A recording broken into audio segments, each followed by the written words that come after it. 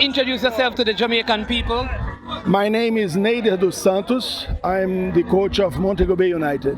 All right. I mean, don't know how long you've been in the job, but how would you assess your team's performance today? First game of the season. Of course, we came here to try to get 3 points. We got 1. It's better than none, but it's worse than 3. The match was very even in the first half. Not many chances for both sides. Second half, I think from the 20th minute, we superior. They got a little bit tired, but we are very poor in the finishing and in the last pass. We have to work on that because the last pass was very poor. We create chances till the third. The time to do the last pass is a mess, so we have to work on it. The Lime coach said he gave you the outside channels and lock the inside.